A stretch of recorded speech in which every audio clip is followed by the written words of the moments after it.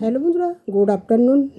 রোজ দিনের মতো আজকেও লাঞ্চ নিয়ে চলে এসেছি। এই দেখো বন্ধুরা, প্রথমে সাদা ফুটফুটে ভাত, নুন আছে। আর এখানে দেখো বন্ধুরা, ধনে পাতার বড়া। আর এখানে দেখো বন্ধুরা, রুই মাছের পেটি ঝোল। তাই বলছি বন্ধুরা, ফেসবুকটা আমাদের কাছে মনে হচ্ছে একটা বাবুর বাড়ির কাজের মতো। মানে সবসময় আমাদের হুকুম করছে, লাইক করো, শেয়ার করো, কমেন্ট করো, 5জনকে রিপ্লাই কমেন্ট করো, 5জনকে ফলো দাও। বাবুর বাড়ি কাজ করতে আসলে বলে না, এই ড্রেসিং টেবিলটা পরিষ্কার করো, ঘরের ওই চেয়ারের তলাটা মোছো, রান্নাঘরটা পরিষ্কার করো। সেরকম মনে হচ্ছে যেন বাবুর বাড়ি কাজে এসছে। বুঝতে পেরেছো? আর কিছু কিছু যাদের কিছু সংখ্যা বেশি, কিছু ফলোয়ার্স বেশি, তারা তো মানে কোনো এখন ফোন খুললে বন্ধুরা কোনো ভালো কমেডিয়ান, কোনো ভালো ভিডিও দেখতে তুমি পাবেই না। সবার মুখে এক এক কথা, সবার মুখে এক কথা, যারা নতুন নতুন পেমেন্ট তুলছে, হ্যাঁ, তাদের সবার ফোন খুললেই ধাক্কা দিলেন কেন আমার ভিডিওটা, ভাষা তো ঠিক নাই, উঠান উঠান উঠান। মানে কীরকম যেন ভাষা, এটা মিষ্টি মুখে বল, যেন তোদের বাড়িতে কাজে লেগেছি আমরা। কই ফেসবুক তো আমাদের এত কিছু বলছে না, বা এরকম ইঙ্গিত করে কথা বলছে না। খালি বলবে 10জনকে লাভ রিয়াক্ট করো, 10জনকে কমেন্ট করে আসো, 2জনকে ফলো করো, 5জনকে শেয়ার করো। সত্যি বন্ধুরা, মনে হয় যেন ফেসবুকটা হয়ে গেছে একটা বাবুর বাড়ির কাজ।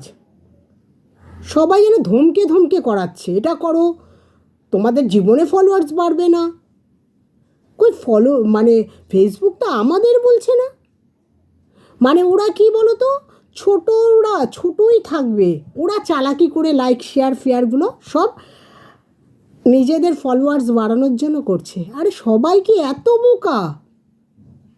তোদের পেটে যদিও পড়াশোনার না বিদ্যা থাকে, লোকের ফলোয়ার্স কম থাকলেও তারা লোকের সাথে কিভাবে কথা বলতে হয় সেটা জানে। ফোন খুলে কোনো হাসি বলো, বলো, কোনো ভিডিও দেখতে পাই না।